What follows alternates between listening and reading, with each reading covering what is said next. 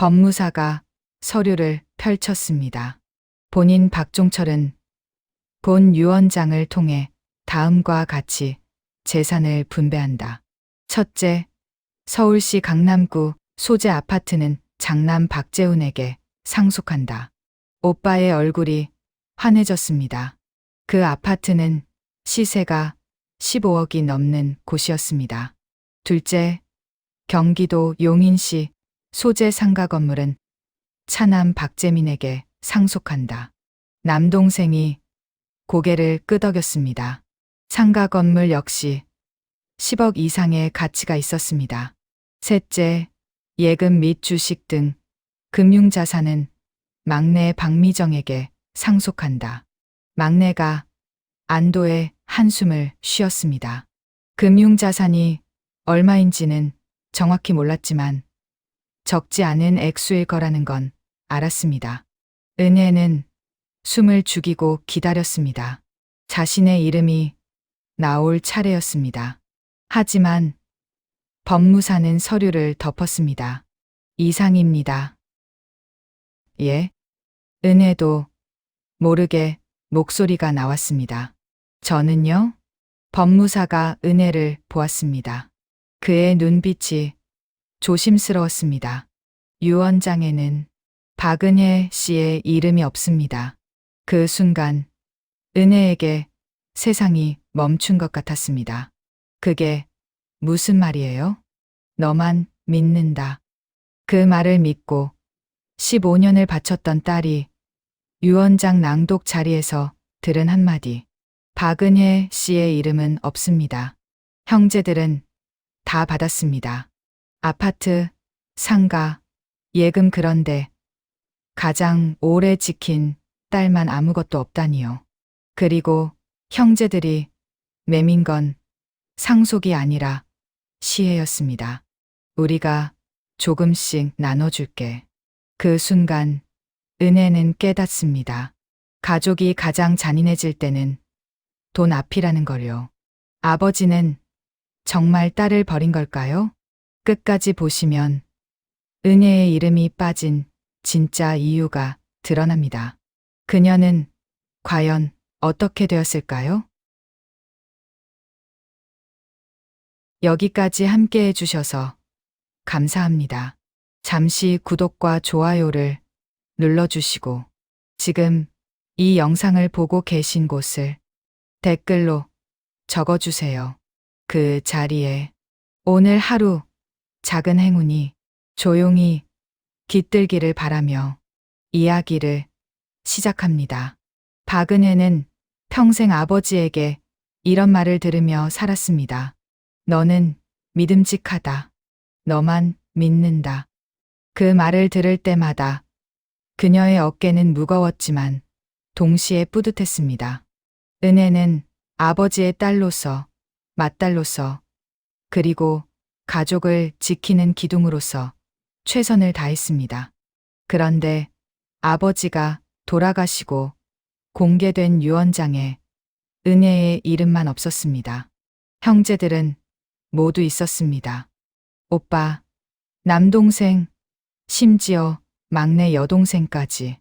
그런데 유독 은혜만 아버지 곁을 가장 오래 지켰던 그녀의 이름만 빠져 있었습니다. 은혜는 그날 자신이 살아온 50년이 무너지는 것을 느꼈습니다. 그녀는 26세 평범한 직장인과 만나 결혼했습니다. 남편은 성실했고 아이들은 건강했습니다. 그녀의 인생은 그럭저럭 괜찮았습니다. 하지만 35이 되던 해 어머니가 쓰러지셨습니다. 뇌졸중이었습니다. 반신마비가 왔고 말씀도 어눌해지셨습니다. 간병은 필요했지만 요양원에 보내자는 말은 누구도 꺼내지 못했습니다. 아버지가 절대 허락하지 않으셨기 때문입니다. 결국 은혜가 맡았습니다. 오빠, 재우는 사업 때문에 바쁘다고 했습니다. 남동생 재민은 직장 다니느라 시간이 없다고 했습니다. 막내 미정은 아직 애가 어리다며 손사래를 쳤습니다. 그렇게 은혜는 어머니의 간병인이 되었습니다. 처음엔 일주일에 두세 번 친정에 갔습니다. 그러다 매일 가게 되었습니다. 그러다 아예 친정에서 살다시피 했습니다. 남편은 이해해 주었습니다. 아이들은 스스로 컸습니다. 어머니는 6년을 더 사셨습니다. 그 6년 동안 은혜는 어머니의 손발이 되었습니다. 식사, 목욕, 화장실, 약 챙기기, 병원 모시기.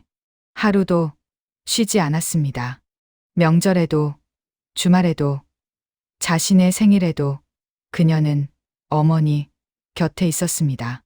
아버지는 그런 딸을 보시며 말씀하셨습니다. 내가 제일 효녀다. 내가 없었으면 우리 집이 어떻게 됐겠냐. 그 말이 은혜에게는 위로였습니다. 힘들어도 견딜 수 있었습니다.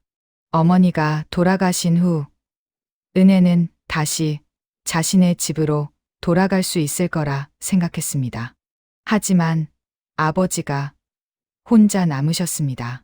칠순을 넘긴 아버지를 혼자 두고 올 수는 없었습니다. 형제들은 또 그렇게 말했습니다. 언니가 제일 가깝잖아. 언니가 챙겨줘야지. 그래서 은혜는 계속 친정을 오갔습니다. 주말마다, 명절마다, 아버지 생신마다. 아버지의 식사를 챙기고, 집을 정리하고, 세금 고지서를 확인하고, 은행 업무를 대신했습니다. 아버지는 점점 딸에게 의존하셨습니다. 통장도, 인감도, 부동산 서류도 모두 은혜에게 맡기셨습니다. 카드 대금 납부, 공과금 자동이체, 보험료 관리까지. 아버지 재산의 모든 실무를 그녀가 담당했습니다. 은혜는 그것을 당연하게 여겼습니다. 딸로서 해야 할 일이라고 생각했습니다. 그렇게 15년이 흘렀습니다. 아버지는 80을 넘기셨고 건강이 급격히 나빠지셨습니다. 당뇨, 합병증으로 시력이 약해지셨고 무릎 관절도 좋지 않아 거동이 불편해지셨습니다. 신장 기능도 떨어져 주 3회 투석을 받아야 했습니다. 은혜는 아버지를 모시고 병원을 다녔습니다. 투석 때문에 일주일에 3번, 그 외에도 정형외과, 안과, 내과를 돌며 진료를 받았습니다. 한 달에 병원을 10번 이상 가는 게 일상이었습니다. 형제들은 가끔 얼굴을 비췄습니다. 오빠, 재우는 한 달에 한 번 들렀다가 용돈을 드리고 갔습니다. 남동생 재미는 명절 때만 왔습니다. 막내 미정은 전화로만 안부를 물었습니다. 그들도 바빴을 것입니다. 각자 가정이 있고 일이 있었으니까요.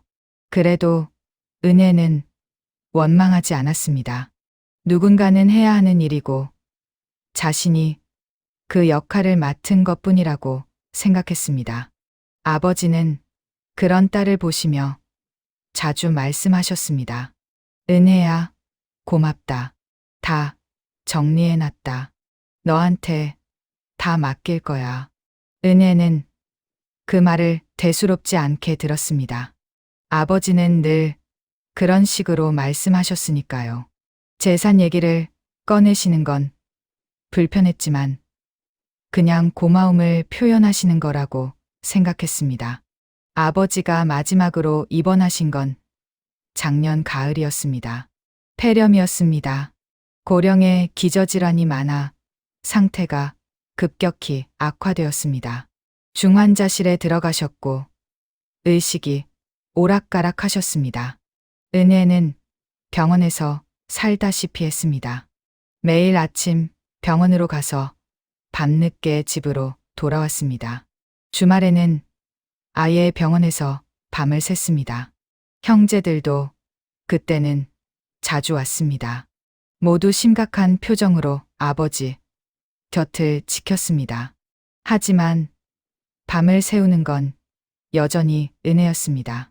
그들은 낮에 와서 몇 시간 있다가 돌아갔고 은혜는 혼자 밤을 지켰습니다. 아버지는 어느 날 밤 은혜의 손을 꼭 잡으셨습니다. 의식이 또렷한 순간이었습니다. 은혜야, 너한테 미안하다. 얘가 제일 고생했어. 어머니 간병할 때도 나 모실 때도 아버지의 눈에 눈물이 고였습니다. 은혜는 그 눈물이 낯설었습니다. 아버지는 평생 우시는 분이 아니었으니까요. 괜찮아요, 아버지. 당연한 일 했어요. 얘가 다 준비해뒀어. 너는 걱정하지 마. 알겠지? 네, 알겠어요. 너만 믿는다, 은혜야. 그 말이 아버지의 마지막 말씀이었습니다. 사흘 후 아버지는 숨을 거두셨습니다. 장례는 3일장으로 치러졌습니다. 은혜는 상주로서 모든 절차를 진행했습니다. 부고 연락, 장례식장 준비, 조문객, 응대, 식순 확인, 발인 준비까지. 형제들은 그녀의 옆에서 슬퍼했지만 실질적인 일은 모두 은혜가 했습니다. 조문객들이 말했습니다. 따님이 효녀시네요. 아버님이 편히 가셨을 거예요. 그 말을 들을 때마다 은혜는 눈물이 났습니다. 아버지를 잘 모셨다는 생각에 위안이 되었습니다. 발인을 마치고 돌아온 날 저녁 형제들이 모였습니다. 오빠, 재훈이 말했습니다. 아버지가 유언장을 남기셨대. 유언장이요? 은혜가 놀라서 물었습니다. 응, 작년에 작성하신 거래. 법무사 통해서. 은혜는 놀랐습니다. 아버지가 유언장을 쓰셨다는 사실을 몰랐습니다. 자신에게는 한 번도 말씀하지 않으셨습니다. 언제 들었어요? 아버지가 입원하셨을 때 법무사한테 연락이 왔어. 그때 알았지. 왜 저한텐 말 안 했어요? 아버지가 발인 끝나고 공개하라고 하셨대. 그래서 지금 얘기하는 거야.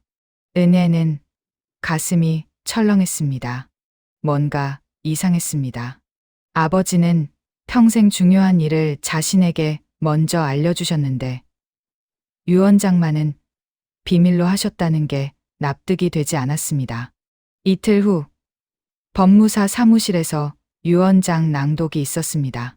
형제 넷이 모두 모였습니다. 법무사는 중년의 남자였고 차분한 목소리로 유언장을 읽기 시작했습니다. 고 박종철의 유언장을 낭독하겠습니다. 법무사가 서류를 펼쳤습니다. 본인 박종철은 본 유언장을 통해 다음과 같이 재산을 분배한다. 첫째, 서울시 강남구 소재 아파트는 장남 박재훈에게 상속한다. 오빠의 얼굴이 환해졌습니다. 그 아파트는 시세가 15억이 넘는 곳이었습니다. 둘째, 경기도 용인시 소재 상가 건물은 차남 박재민에게 상속한다. 남동생이 고개를 끄덕였습니다. 상가 건물 역시 10억 이상의 가치가 있었습니다. 셋째, 예금 및 주식 등 금융자산은 막내 박미정에게 상속한다. 막내가 안도의 한숨을 쉬었습니다. 금융자산이 얼마인지는 정확히 몰랐지만 적지 않은 액수일 거라는 건 알았습니다. 은혜는 숨을 죽이고 기다렸습니다. 자신의 이름이 나올 차례였습니다. 하지만 법무사는 서류를 덮었습니다. 이상입니다. 예? 은혜도 모르게 목소리가 나왔습니다. 저는요? 법무사가 은혜를 보았습니다. 그의 눈빛이 조심스러웠습니다. 유언장에는 박은혜 씨의 이름이 없습니다. 그 순간 은혜에게 세상이 멈춘 것 같았습니다. 그게 무슨 말이에요? 유언장에 기재된 상속인은 세 분입니다. 박은혜 씨는 포함되지 않았습니다. 아니, 그럴 리가 없어요. 확인 좀 다시 해주세요. 법무사는 서류를 다시 펼쳤습니다. 천천히, 꼼꼼히 확인했습니다. 하지만 결과는 같았습니다. 없습니다. 은혜는 멍하니 앉아 있었습니다. 귀에서 윙윙 소리가 났습니다. 주변 소리가 멀게 들렸습니다. 오빠가 어색하게 웃으며 말했습니다. 뭐, 아버지가 실수하신 거 아닐까? 남동생이 거들었습니다. 그러게, 나이 드셔서 깜빡하신 거겠지. 막내는 아무 말도 하지 않았습니다. 그저 은혜를 조심스럽게 쳐다볼 뿐이었습니다. 은혜는 떨리는 목소리로 물었습니다. 이 유언장 언제 작성된 거예요? 작년 10월 15일입니다. 그날은 아버지가 입원하시기 한 달 전이었습니다. 아버지의 의식이 또렷하던 시기였습니다. 당뇨와 관절염은 있으셨지만 정신은 멀쩡하셨던 때였습니다. 실수가 아니었습니다. 아버지는 의도적으로 은혜의 이름을 빼신 것입니다. 집으로 돌아오는 길, 은혜는 아무 생각도 할 수 없었습니다. 남편이 물었습니다. 어떻게 된 거야? 내 이름이 없었어. 뭐? 유언장에 내 이름만 없었어. 남편은 할 말을 잃었습니다. 그저 아내의 손을 꼭 잡아줄 뿐이었습니다. 집에 도착해서도 은혜는 멍하니 앉아 있었습니다. 눈물도 나오지 않았습니다. 그냥 텅 빈 기분이었습니다. 왜일까요? 왜 아버지는 자신의 이름을 빼셨을까요? 자신이 뭘 잘못했을까요? 15년 동안 아버지를 모신 게 잘못이었을까요? 어머니 간병한 게 잘못이었을까요? 밤새 병원을 지킨 게 잘못이었을까요? 아무리 생각해도 은혜는 이유를 알 수 없었습니다. 밤새 잠을 이루지 못했습니다. 아버지의 마지막 말이 계속 떠올랐습니다. 다 준비해뒀어. 너는 걱정하지 마. 그 말이 무슨 의미였을까요? 유언장에 자신의 이름을 빼놓고도 걱정하지 말라고 하신 건가요? 은혜는 이해할 수 없었습니다. 사흘 후 오빠한테서 전화가 왔습니다. 은혜야, 우리 한번 만나자. 무슨 일이에요? 재산 정리 문제로 얘기 좀 해야 할 것 같아서. 은혜는 오빠네 집으로 갔습니다. 남동생과 막내도 와 있었습니다. 거실 테이블에는 각종 서류들이 놓여 있었습니다. 등기부등본, 통장 사본, 주식 평가서. 오빠가 말했습니다. 아버지 유언대로 정리하려고 하는데 은혜, 내 의견도 들어야 할 것 같아서. 제 의견이요? 응. 뭐, 유언장에는 내 이름이 없긴 한데 그래도 넌 딸이잖아. 그러니까 우리가 조금씩 나눠주면 어떨까 싶어서. 은혜는 오빠를 똑바로 보았습니다. 나눠준다고요? 그래. 우리 셋이서 조금씩 보태면 될 것 같은데. 아파트에서 1억, 상가에서 1억, 예금에서 1억. 이렇게 하면 내가 3억 정도 받을 수 있잖아. 남동생이 거들었습니다. 근데 너무 많이는 어렵고 우리도 세금 내야 하고 그러니까 상속세가 만만치 않거든. 막내가 조심스럽게 말했습니다. 언니, 미안해. 근데 아버지가 그렇게 쓰신 거잖아. 우리가 어쩔 수 없잖아. 은혜는 웃음이 나왔습니다. 허탈한 웃음이었습니다. 나눠준다고요? 시혜를 베푸신다고요? 오빠가 난처한 표정을 지었습니다. 은혜야, 그렇게 받아들이지 마. 우리도 내 심정은 이해해. 이해한다고요? 오빠가 뭘 이해해요? 아버지가 왜 그러셨는지 우리도 몰라. 근데 유 원장이 있으니까 우리도 어쩔 수 없잖아. 15년 동안 제가 뭘 했는지 오빠는 알아요? 알지. 내가 고생한 거 우리도 다 알아. 그래서 이렇게 얘기하는 거잖아. 그럼 왜 제 이름이 없는지 이상하다고 생각 안 해요? 남동생이 끼어들었습니다. 이상하긴 한데 유 원장이 법적으로 유효하잖아.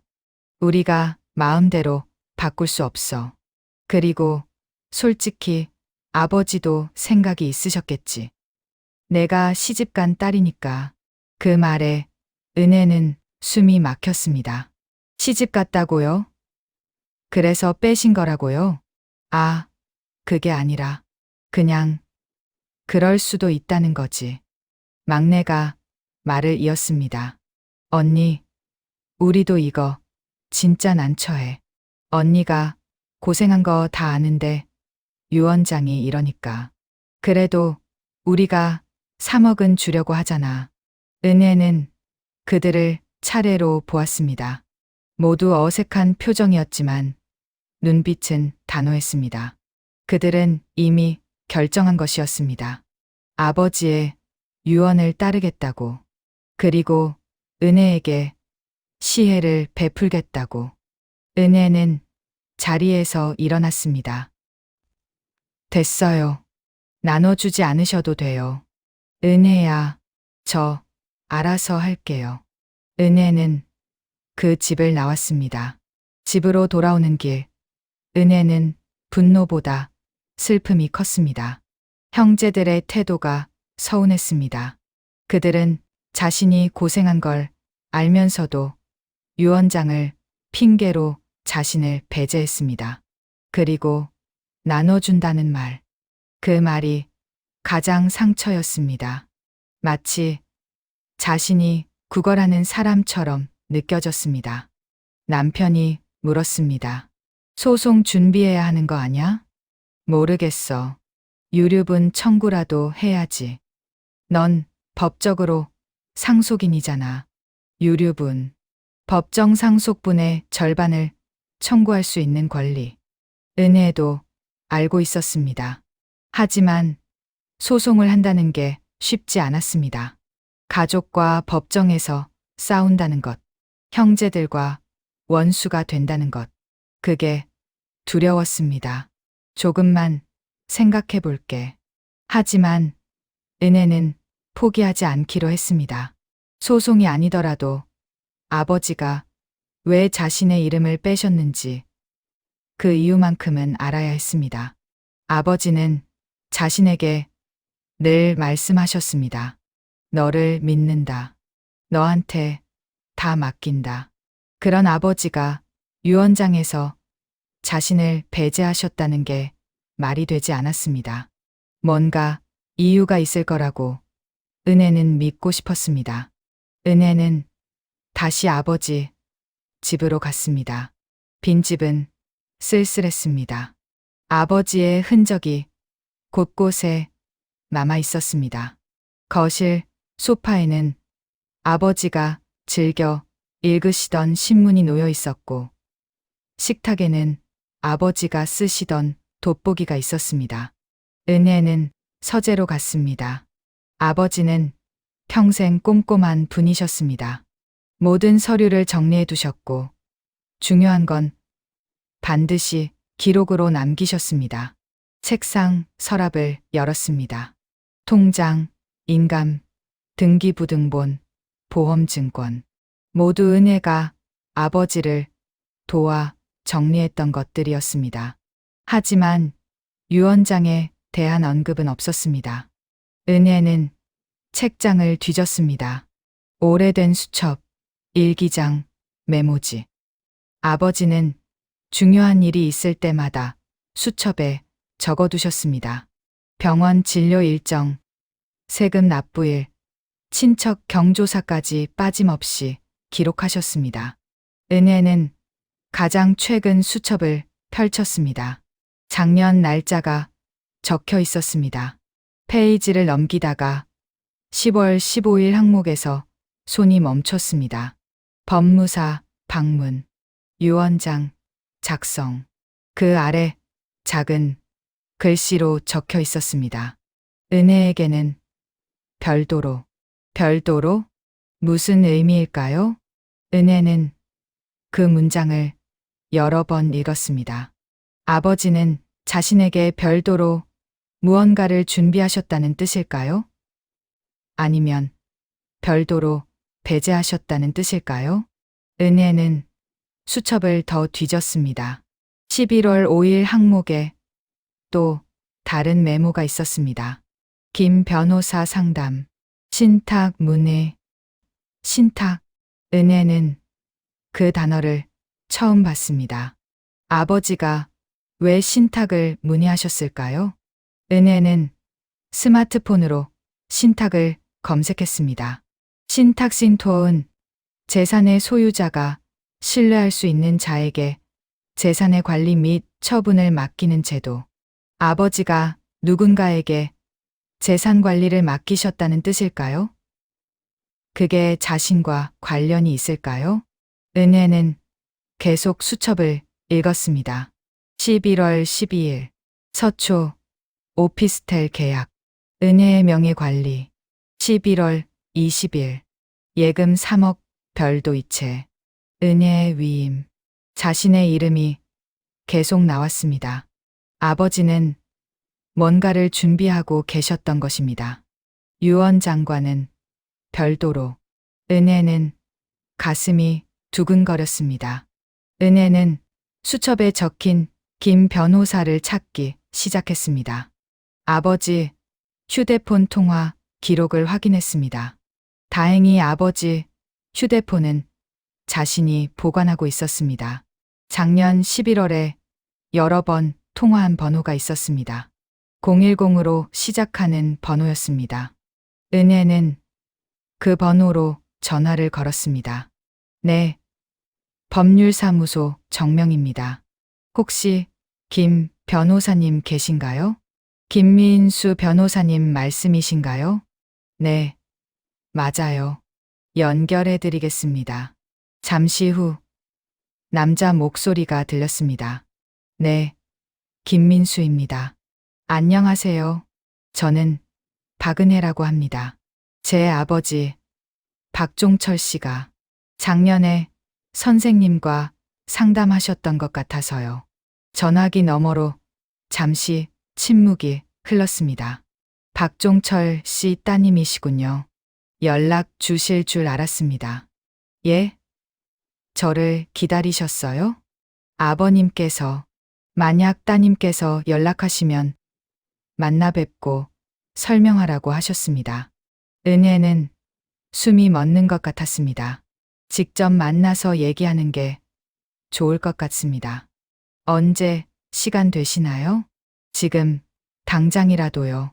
그럼 오늘 오후 3시에 사무실로 오시겠습니까? 네, 가겠습니다. 전화를 끊고 은혜는 한동안 멍하니 앉아 있었습니다. 아버지는 자신에게 뭔가를 남기셨습니다. 분명히 그날 오후 은혜는 법률사무실을 찾았습니다. 서울 서초구에 있는 중형 법무법인이었습니다. 깨끗한 인테리어와 정돈된 분위기가 신뢰감을 주었습니다. 김민수 변호사는 40대 중반쯤 되어 보이는 침착한 인상의 남자였습니다. 앉으세요. 은혜는 자리에 앉았습니다. 변호사가 서류를 꺼내며 말했습니다. 따님께서 연락하실 줄 알았습니다. 아버님께서 말씀하셨거든요. 유언장 낭독 후 일주일 내에 따님께서 연락할 거라고. 아버지가 그렇게 말씀하셨어요? 예. 그리고 이걸 보여드리라고 하셨습니다. 변호사는 서류를 은혜 앞에 놓았습니다. 그것은 신탁 계약서였습니다. 은혜는 서류를 읽기 시작했습니다.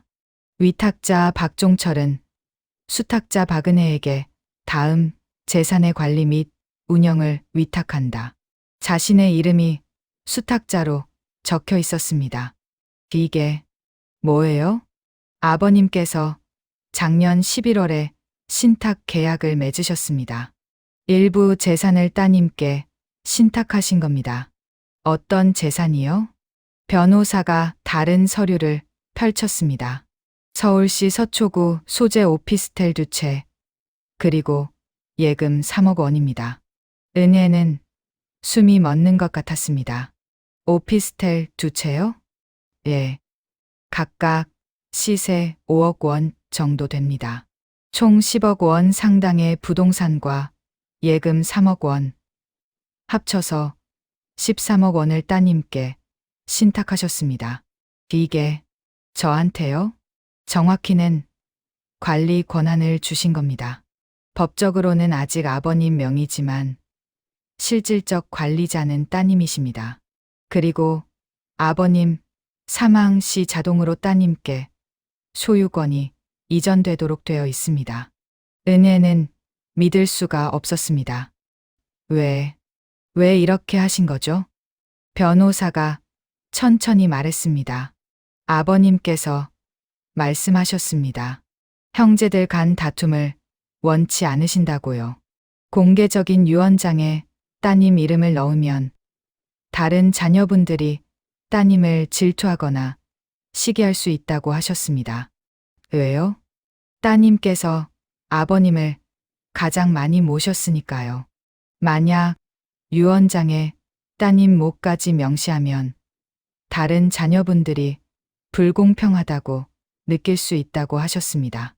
그래서 공개적으로는 세 자녀에게만 나눠주고 따님께는 별도로 신탁 형태로 남기고 싶다고 하셨습니다.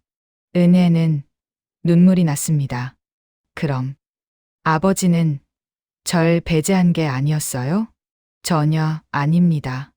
오히려 따님을 가장 신뢰하셨기 때문에 이런 방식을 택하신 겁니다. 변호사는 또 다른 서류를 꺼냈습니다. 그리고 이건 아버님께서 직접 쓰신 편지입니다. 따님께 드리라고 하셨습니다. 그것은 봉투에 담긴 편지였습니다. 봉투에는 은혜에게라고 아버지의 손글씨로 적혀 있었습니다.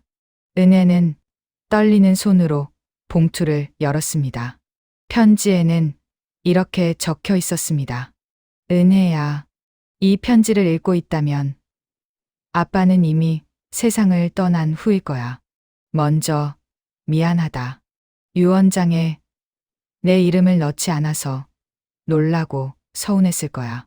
하지만 아빠는 너를 배제한 게 아니야. 오히려 너를 가장 생각했어. 내 오빠와 남동생, 막내는 모두 착한 아이들이지만 재산 문제에서는 사람이 변하기 마련이야. 아빠가 살아온 세월 동안 봐왔어. 형제들이 재산 때문에 원수가 되는 걸. 만약 유언장에 내 이름을 넣고 내가 가장 많이 받게 했다면 어땠을까? 오빠와 남동생이 불공평하다고 했을 거야. 넌 시집간 딸이니 받을 자격이 없다고 했을지도 몰라. 그래서 아빠는 다른 방법을 택했어. 공개적으로는 내 형제들에게만 나눠주고 너에게는 별도로 신탁으로 남겼어. 이렇게 하면 형제들이 서로 싸울 일도 없고 너도 마음 편히 받을 수 있을 거라고 생각했어. 은혜야, 너는 평생 우리 집을 위해 희생했어.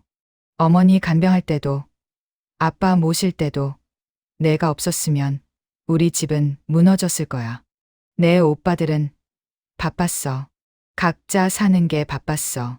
하지만 너는 내 삶을 포기하면서까지 우리를 돌봤어. 아빠는 그게 너무 미안했어.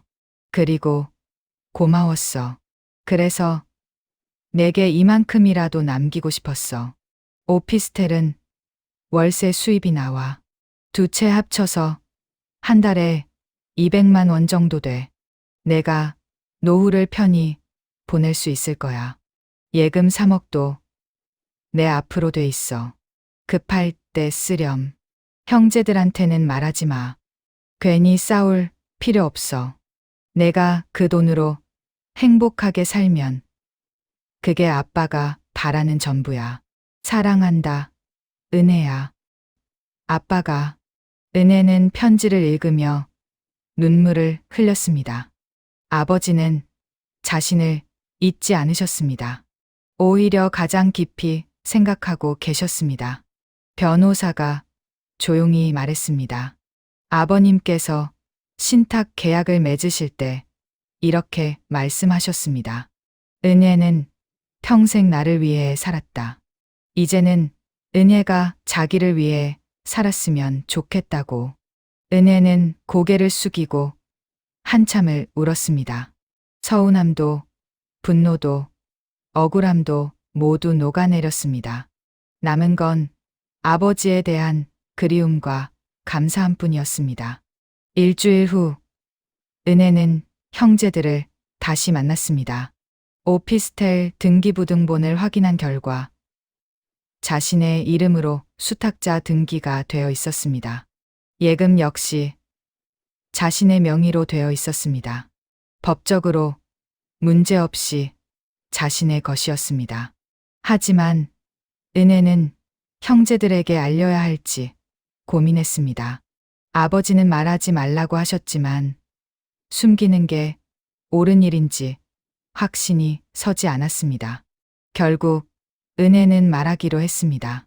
숨기면 나중에 더 큰 문제가 될 것 같았습니다. 오빠네 집에서 형제들이 모였습니다. 오빠가 말했습니다. 은혜야, 생각해봤어? 우리가 주는 거. 오빠, 말씀 드릴 게 있어요. 은혜는 신탁 계약서와 아버지 편지를 꺼냈습니다. 이거 좀 보세요. 형제들은 서류를 읽기 시작했습니다. 처음엔 무심하던 표정이 점점 굳어졌습니다. 오빠가 먼저 입을 열었습니다. 이게 뭐야? 아버지가 저한테 별도로 남기신 거예요. 오피스텔 2채? 예금 3억? 예. 남동생이 소리쳤습니다. 이게 말이 돼? 아버지가 너한테만 따로 이렇게 줬다고? 신탁 계약서가 있어요. 법적으로 유효해요. 막내가 떨리는 목소리로 말했습니다. 그럼 언니가 제일 많이 받는 거잖아. 우리보다 더. 오빠가 서류를 탁자에 내던졌습니다. 아니, 이건 불공평하잖아. 왜 너만 따로 받는 거야? 아버지가 이유를 편지에 쓰셨어요. 은혜는 아버지 편지를 보여줬습니다. 형제들은 편지를 읽었습니다. 하지만 그들의 표정은 이해라기보다 불만에 가까웠습니다. 남동생이 말했습니다. 아버지가 너만 생각한 거잖아. 우리는 뭐야? 우리도 아버지, 아들이고 딸인데. 오빠들도 받았잖아요. 아파트, 상가, 예금.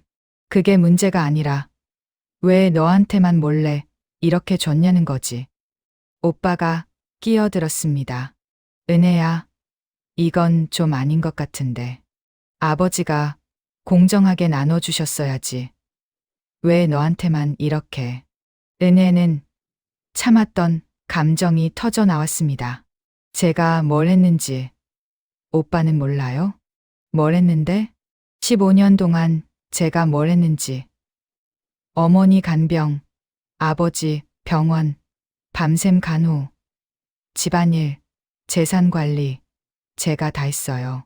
우리도 바빴어. 바빴으면 돈이라도 보내든가. 오빠는 한 달에 한 번 오는 게 다였잖아요. 형제들은 말문이 막혔습니다. 은혜는 계속 말했습니다. 제 인생이 뭐였는지 알아요? 친정 식모였어요. 남편도 애들도 뒷전이었어요. 온통 아버지, 어머니만 생각하며 살았어요. 그런데 이제 와서 불공평하다고요? 막내가 조심스럽게 말했습니다.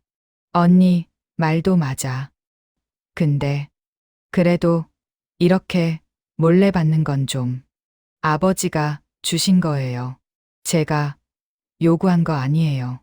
오빠가 한숨을 쉬었습니다. 알겠어. 우리가 잘못 생각했어. 내가 고생한 건 맞아.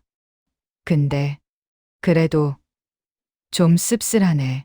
남동생은 아무 말 없이 자리에서 일어났습니다. 그리고 집을 나갔습니다. 그날 이후 형제들과의 관계는 어색해졌습니다. 오빠는 가끔 전화를 했지만 예전 같지 않았습니다. 남동생은 연락을 끊었습니다.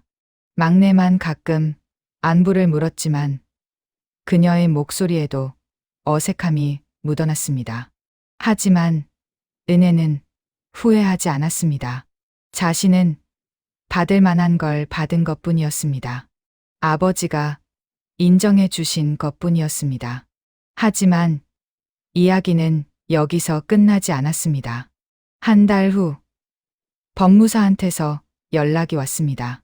박은혜 씨, 한 가지 더 알려드릴 게 있습니다. 뭔가요? 아버님께서 또 다른 서류를 남기셨습니다. 은혜는 다시 법무사 사무실로 갔습니다. 법무사는 봉인된 봉투를 꺼냈습니다. 이건 아버님께서 작성하신 2차 유언 메모입니다.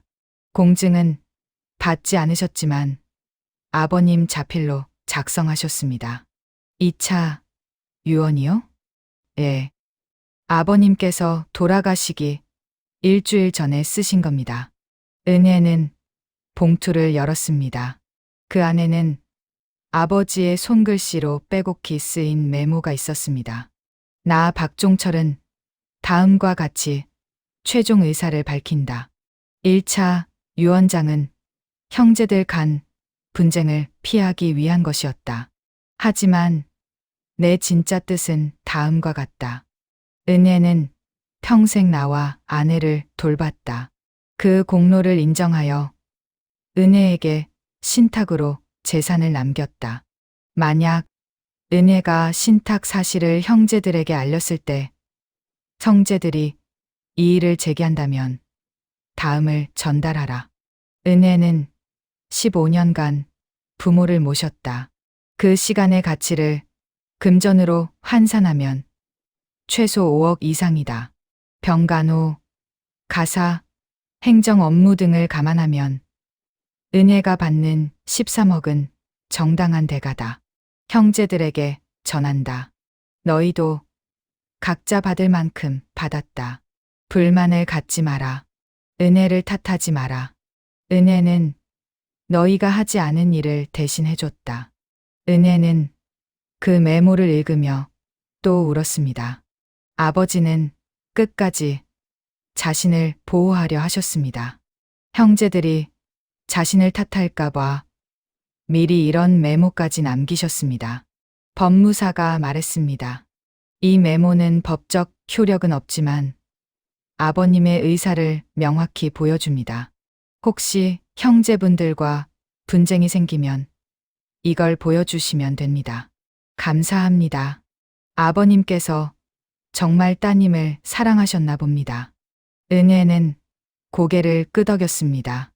은혜는 그 메모를 형제들에게 보냈습니다. 문자로 사진을 찍어 단톡방에 올렸습니다. 아버지가 남기신 마지막 메모예요. 다들 읽어보세요. 한동안 답장이 없었습니다. 그러다 막내한테서 전화가 왔습니다.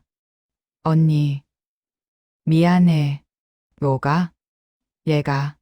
언니, 고생한 거 알면서도 질투했어. 언니가 더 많이 받는다고 생각하니까 배 아팠어. 괜찮아. 근데 아버지 메모 읽고 나니까 언니가 당연히 받아야 하는 거더라. 언니가 한 일 생각하면 고마워. 언니, 우리 앞으로도 연락하고 지내. 응? 그래. 오빠한테서도 문자가 왔습니다. 은혜야, 형이 잘못 생각했다. 내 고생 이제 알겠다. 아버지 뜻대로 내가 잘 쓰렴. 남동생은 여전히 연락이 없었지만 그것도 시간이 해결해 줄 거라 은혜는 믿었습니다. 2달 후 은혜는 오피스텔 관리를 시작했습니다. 2채 모두 임차인이 있었고 월세가 꼬박꼬박 들어왔습니다. 한 달에 200만 원. 자신의 노후를 책임질 수 있는 금액이었습니다. 예금 3억 원은 그대로 두었습니다. 급할 때를 대비해서 은혜는 처음으로 자신의 인생을 생각할 여유가 생겼습니다. 15년 동안 부모님을 모시느라 자신의 삶은 없었습니다. 취미도, 친구도, 여행도 모두 포기했습니다. 이제는 달랐습니다. 은혜는 남편과 함께 여행을 계획했습니다. 제주도, 일본, 유럽, 가고 싶었던 곳들을 리스트로 적었습니다. 아이들도 기뻐했습니다. 엄마, 이제 좀 쉬어. 그동안 고생 많았어. 은혜는 미술학원도 등록했습니다. 젊었을 때 하고 싶었던 그림을 이제야 배우기 시작했습니다. 친구들도 다시 만났습니다. 15년 동안 소원했던 친구들이었지만 그들은 은혜를 반갑게 맞아줬습니다. 어느 날 은혜는 아버지 산소를 찾았습니다. 혼자였습니다. 산소 앞에 앉아 은혜는 아버지께 말했습니다. 아버지, 저 이제 알겠어요. 아버지가 왜 그렇게 하셨는지. 바람이 불었습니다. 처음엔 서운했어요. 제 이름이 유언장에 없어서, 형제들이 저를 무시하는 것 같아서. 근데 아버지는 저를 보호하려고 하신 거였죠. 형제들과 싸우지 않게, 제가 마음 편히 받을 수 있게. 감사해요, 아버지. 은혜는 눈물을 흘렸습니다. 하지만 슬픈 눈물은 아니었습니다. 아버지 덕분에 저 이제 제 인생을 살 수 있어요. 15년 만에 처음으로 저를 위해 사는 거예요. 아버지가 원하셨던 거 맞죠? 바람이 다시 불었습니다. 마치 대답하는 것 같았습니다. 은혜는 산소에 꽃을 놓고 절을 했습니다. 그리고 집으로 돌아왔습니다. 1년이 흘렀습니다. 은혜는 이제 오피스텔 월세로 생활하며 자신이 하고 싶은 일을 하며 살았습니다. 그림을 그렸고 여행을 다녔고 친구들을 만났습니다. 남편과의 관계도 좋아졌습니다. 15년 만에 처음으로 부부다운 시간을 보냈습니다. 아이들도 컸습니다. 딸은 대학을 졸업하고 취직했고 아들은 군대를 다녀왔습니다. 형제들과의 관계도 조금씩 회복되었습니다. 오빠는 가끔 전화해서 안부를 물었고 막내는 명절 때마다 찾아왔습니다. 남동생도 작년 설에 처음으로 연락했습니다. 누나, 그동안 미안했어. 괜찮아. 얘가 질투했어. 솔직히. 근데 지나고 보니까 누나가 고생한 거 맞더라. 다 지난 일이야. 앞으로 잘 지내자. 그래. 형제들은 이제 은혜를 이해했습니다. 아버지의 선택이 옳았다는 것도. 어느 날 은혜는 김민수 변호사한테서 연락을 받았습니다. 박은혜 씨, 혹시 시간 되시면 한번 들러주시겠습니까? 무슨 일이세요? 아버님께서 또 남기신 게 있습니다. 은혜는 놀라서 법률 사무실로 갔습니다. 변호사는 작은 상자를 꺼냈습니다. 이건 아버님께서 돌아가시기 전날 제게 맡기신 겁니다. 따님께서 오피스텔 관리를 시작한 지 1년 후에 전달하라고 하셨습니다. 상자 안에는 USB가 들어 있었습니다. 이게 뭐예요? 확인해 보세요. 은혜는 변호사 사무실 컴퓨터에 USB를 꽂았습니다. 화면에 영상이 재생되었습니다. 아버지였습니다. 병원 침대에 누워 계셨습니다. 마지막 입원 때 찍으신 것 같았습니다. 아버지가 말씀하셨습니다. 은혜야, 이 영상을 보고 있다면 너는 이제 내 인생을 살기 시작했을 거야. 아빠가 너한테 미안한 게 많아. 내 인생을 빼앗은 것 같아서. 어머니 간병할 때도 나를 모실 때도 너는 내 삶을 포기했어. 그게 아빠는 너무 미안했어. 그래서 이렇게라도 보상해주고 싶었어. 오피스텔은 내 노후를 책임질 거야. 예금은 급할 때 써. 그리고 내가 하고 싶은 거 다 해. 여행도 가고, 취미도 갖고, 친구들도 만나. 너는 평생 남을 위해 살았어. 이제는 너를 위해 살아. 아빠가 제일 바라는 건 내가 행복한 거야. 사랑한다. 은혜야. 영상이 끝났습니다. 은혜는 화면을 보며 눈물을 흘렸습니다. 아버지는 끝까지 자신을 생각하고 계셨습니다. 그날 이후 은혜는 더 당당해졌습니다. 아버지가 자신을 인정해 주셨다는 것, 자신의 헌신이 헛되지 않았다는 것, 그것만으로도 충분했습니다. 은혜는 이제 떳떳하게 자신의 삶을 삽니다. 오피스텔 월세로 안정적인 수입이 있고 하고 싶은 일을 하며 살고 있습니다. 형제들과의 관계도 회복되었습니다. 완전히 예전 같지는 않지만 서로를 이해하고 존중하게 되었습니다. 무엇보다 은혜는 자신의 가치를 알게 되었습니다. 15년 동안 부모님을 모신 것, 그것은 희생이 아니라 사랑이었습니다. 그리고 그 사랑에 대한 정당한 보상을 받은 것입니다. 아버지는 끝까지 은혜를 지켜주셨습니다. 유언장에 그녀의 이름이 없었던 건 배제한 게 아니었습니다. 오히려 보호하고 떳떳하게 받을 수 있도록 배려하신 것이었습니다. 은혜는 이제 압니다. 진짜 상속은 돈이 아니라 신뢰라는 것을. 아버지가 자신을 믿어주셨다는 것. 그것이 자신이 받은 가장 큰 유산입니다. 은혜는 오늘도 그림을 그립니다. 창밖으로 햇살이 들어옵니다. 남편이 커피를 갖다 줍니다. 오늘은 뭐 그려? 아버지. 그래. 좋은 생각이야. 은혜는 붓을 들었습니다. 캔버스 위에 아버지의 모습을 그리기 시작했습니다. 웃고 계신 아버지.